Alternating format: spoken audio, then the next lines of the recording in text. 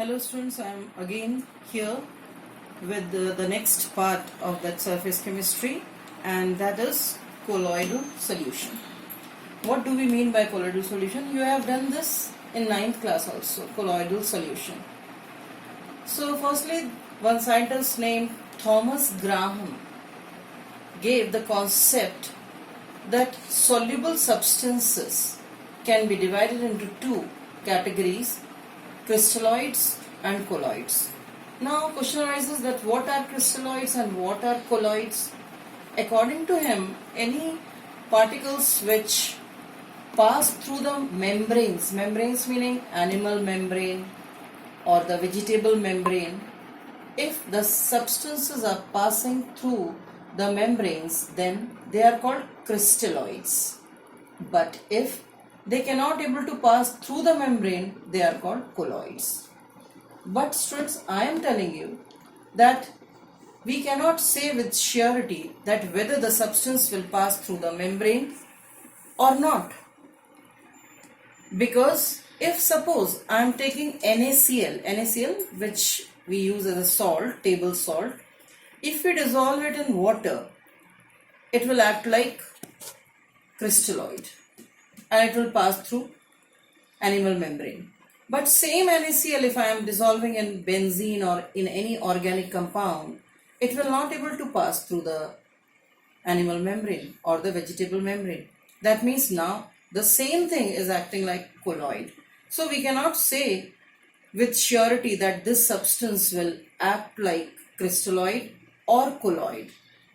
So how then we can decide that the substance is either colloid or crystalloid? One more thing I am telling you, that crystalloids have tendency to form true solution, or we call as solutions, and colloids form colloidal solution. So on what basis we can decide that whether the particle is behaving like colloid or crystalloid? So answer is on the basis of particle size. This particle size can decide the substance into crystalloid or colloids. If the particle size is in between 1 to 100 nanometer, I think you are familiar with it. 1 nanometer is equal to 10 to the power minus 9 meters.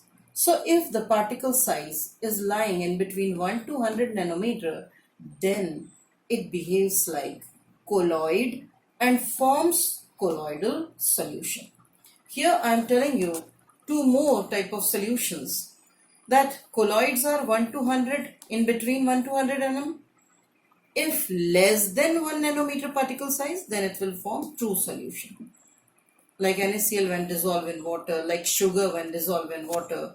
These all are true solutions because these true solutions cannot be filtered by any filter paper, cannot be seen by any microscope, but colloids which are having particle size 1 to 100 nanometer can be filtered by using some ultra filter papers.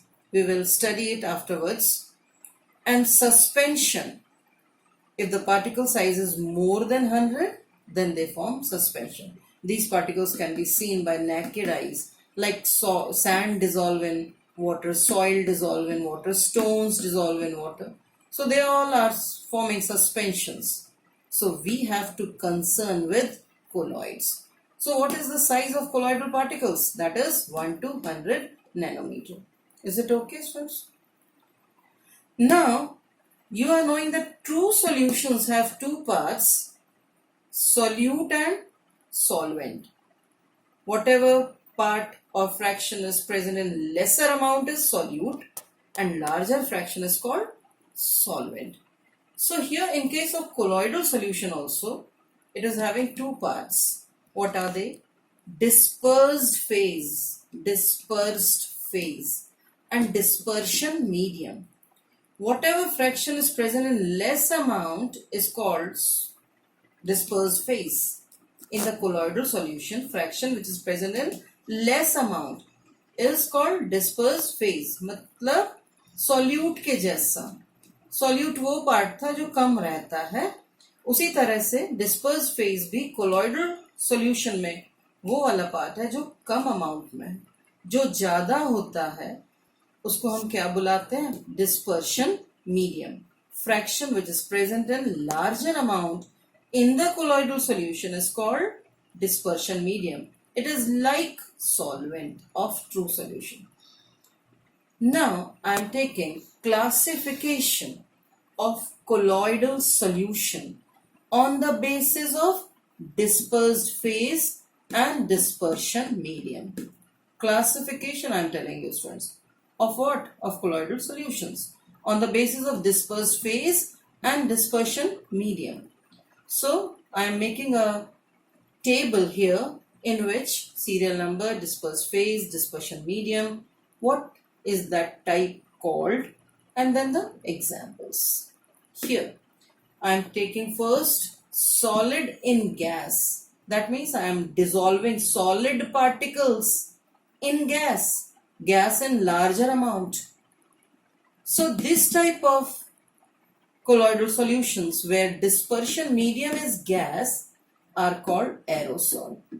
And here I am giving you example that smoke particles are solid particles. When they get mixed with air, that is gas, they form colloidal solution. So smoke in air is an example of solid in gas, aerosol. Similarly, dust particles, they are also forming aerosol, solid and gas. Second I am taking is liquid and gas. Again, gas is dispersion medium, that's why it is aerosol. Liquid in gas, liquid particles are dispersed in gas. Clouds are the example, fog is the example. So this is what? Aerosol, where liquid is dissolved in gas. Next I am taking is solid and liquid. This is very simple, solid and liquid. Here you can say sugar in water. No, sugar in water is a true solution, but we are talking about colloidal solution. So solid in liquid, that is called sol. If anybody is using term sol meaning solid in liquid, and here I am taking example metal salt, gold dissolved in water, or any metal dissolved in water. How is that possible? लग रहा होगा gold कैसे पानी में dissolve हो जाएगा। इसी chapter में हम आगे पढ़ेंगे कि गोल्ड का सॉल हम कैसे बनाने वाले हैं। तो gold is solid and it is getting dissolved in water, so water is liquid. Next is liquid and liquid. I am telling you, student, this is very important. This solid and liquid is also important, but this liquid and liquid is very, very important. We call that liquid and liquid colloidal solution as emulsion. An example, I am only telling you milk because in exam it is expected from you that you write only the example of milk. So I am also not telling you any example other than this milk. So liquid and liquid, emulsion, and example is milk. Here I am taking gas in liquid. Gas, if you are dissolving in liquid, you can say all the soft drinks, Thumbs Up, Coke, and I am not knowing much names. But no, they are not colloidal solutions, they are true solution. Coke, Thumbs Up, Fanta, whatever, they all are true solutions, so they are not colloidal solution. So gas and liquid, firstly I am telling you, whenever you try to dissolve gas and liquid, it will form foam. As you dissolve soap in water, it will give lather. So soap lather is an example of what, students? Gas and liquid. Whipped cream, cream को जब मैंने बहुत ज्यादा beat कर दिया, फेंट दिया है, whipped बोलते हैं उसको, whipped cream is also example of this gas and liquid. Next I am taking is solid in solid. Now the medium I am taking as solid. Solid in solid. Here that type is called solid sol. Solid sol. Here you can say alloys. No, alloys are the homogeneous mixtures, but colloidal solutions are heterogeneous. So, alloys are not the example of this. So, what is the example then? Colored gems. I am not talking about the Cadbury's gems. I am talking about the stones, gems like ruby, sapphire. That type of colored gems are the example of solid and solid type of colloidal solution. Next is liquid in solid. Liquid in solid is called gel. You are very much aware of gels. Whatever gel you are using on your hair, that is also gel. Liquid in solid. So, liquid in solid is called gel. An example here I am taking butter, shoe polish, and your gels, hair gel, that can also be there in liquid and solid. Next is gas in solid. Gas dissolved in solid called solid foam. Solid foam, here rubber, eraser which you are using, it is very light and solid. Why it is lighter? Because of air trapped in it. Pumic stone which we use in our bathrooms, it has many pores in it, and pores are why? Because of air getting trapped into it, and that's why the pumic stone is also very light. So this is gas and solid.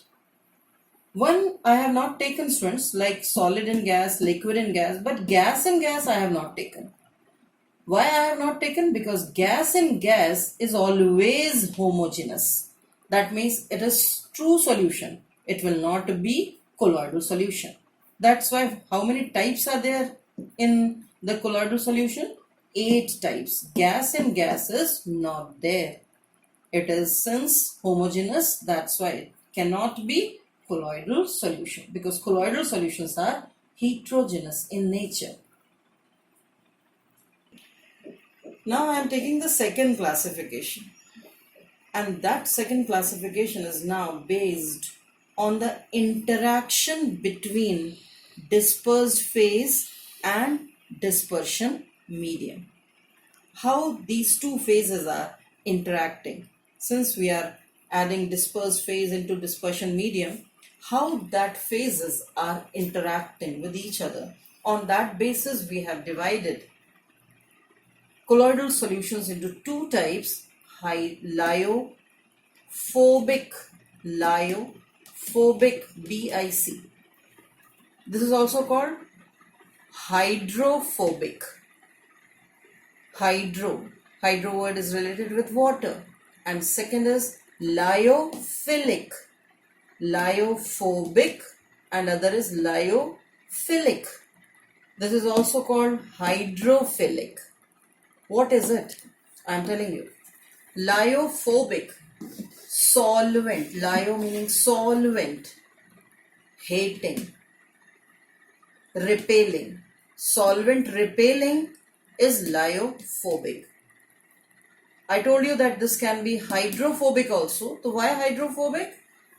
It will be water hating, water repelling, insoluble in water. So they are called lyophobic.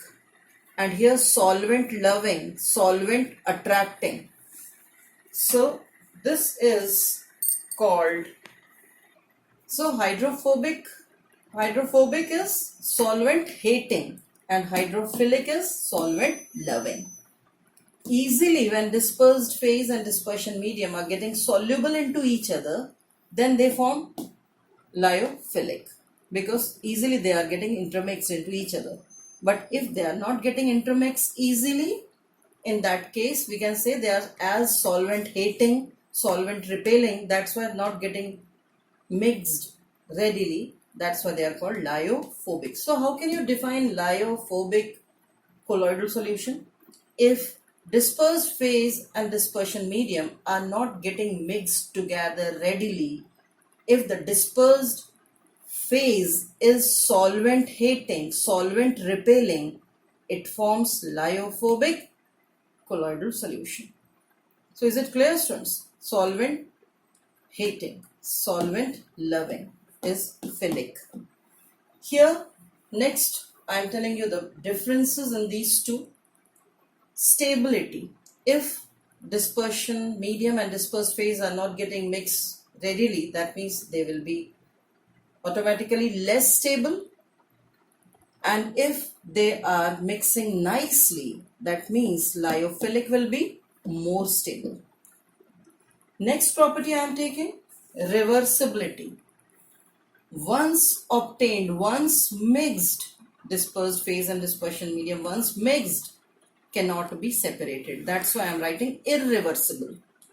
But in case of lyophilic, we can separate them after mixing together. Like I am mixing starch in water, glue in water. When we are mixing them together in water, like glue in water, starch in water, they get mixed together. And we can separate them also by heating it. But here, in case of lyophobic, suppose metal salts, if I am dissolving gold in water by some method, we cannot able to revert that process. So this is irreversible, lyophobic, and lyophilic is reversible. Next is hydration. What do we mean by this hydration or solvation? Since in case of lyophobic, solvent and solute, या dispersed phase and dispersion medium are not mixing nicely. They are having less affinity towards each other. That's why we call they are having less hydration or less solvation. Here solvation will be more because they are readily mixing into each other. Next I am taking coagulation, precipitation. These type of lyophobic salts can easily be precipitated, easily because they are less stable. They get easily precipitated, but lyophilic cannot be precipitated easily. They are stable, they remain in their form only. So this is lyophobic and lyophilic colloidal solution. That classification was based on interaction between dispersed phase and dispersion medium. One more classification I am taking, students. Next classification I am taking on the basis of particle size in the colloidal solution. So on that basis I have taken multi-molecular colloids. Multi-molecular colloids. As the name is suggesting multi, if many smaller particles aggregate, join together and reach the colloidal particle size. As you are knowing that colloidal particles show size 1 to 100 nanometer. So when many smaller molecules, many in number, they join together, aggregate together and reach colloidal particle range, they form multi-molecular colloid. Example again I am telling you, metal sol, Au I have written here, gold sol, sulfur sol, sulfur which is represented as 8, atomicity is 8, sulfur sol. And these multi-molecular colloids have which type of bonding in between them? Van der Waals bonding is there. Van der Waals bonding. Okay. Next I am taking is macromolecular colloid. Again you can understand by the name macromolecule. Macro meaning bigger. So if larger molecules break down into smaller size and acquire colloidal range. Larger particles, bigger than the colloidal range, larger particles when dissolve in dispersion medium, they break down and acquire which size? Colloidal size. Thus they form colloidal solution. So they are called macromolecular colloids, and the example here, cellulose, starch, enzymes, proteins, they all are macromolecule students. Cellulose, starch, enzyme, proteins. So these forms macromolecular colloid or the macromolecular colloidal solution. Done. The third part I am taking on the basis of particle size is associated colloid. What do we mean by associated colloid? It is very important, students. Many times it is asked in board exam. What is it? If the particle at lower concentration, जब मैंने कम घोला है इसको, is behaving like is forming a true solution, but at higher concentration that same particle associate together and forms colloidal solution. So here one condition is associated, students, with associated colloids, that the particles or the substances which are behaving as true solution at lower concentration, but at higher concentration that same particles are forming colloidal solution. These are called associated colloids. Here we can take the example of soap solution. If we dissolve soap in water, at lower concentration they form true solution, but at higher concentration they start forming micelles. They start forming micelles. You have done this micelles in 10th class very nicely, students, where the hydrophobic part remain inside while the hydrophilic part remain outside. This type of diagram I gave you in 10th class. So what I am saying, that if the soap is dissolved in water at lower concentration, when less amount of soap is there in water, they will form true solution, but at higher concentration they start forming micelles, and micelles are colloidal solution. And which type of colloids they are? Associated colloids. One more thing here, I am telling you, students, that micelle formation can take place only above a certain temperature. Only above certain temperature. And that temperature is called Kraft temperature. K-R-A-F-T. Kraft temperature, denoted by TK. Similarly, CMC, this is critical micellization concentration. So as some temperature is required for the micelle formation, some concentration is also required for the micelle formation. So what concentration? Critical micellization concentration, CMC. That is the concentration only above. That means I am telling you that micelle formation take place only above a certain concentration. Only above a certain concentration, and that concentration is called CMC, critical micellization concentration. That can be asked, students, in board in 1 mark question. For soaps, I am telling you that critical micellization concentration, CMC, is 10 raised to the power minus 4 to 10 raised to the power minus 3 moles per liter. So this is the concentration required for the formation of micelles in case of soaps. One more thing you should note down, that CMC is inversely proportional to temperature. As the temperature is raised, critical micellization concentration decreases. So we have completed, students, these 3 types of colloids: multimolecular, macromolecular and associated colloids, where associated colloids are very important. Do it nicely.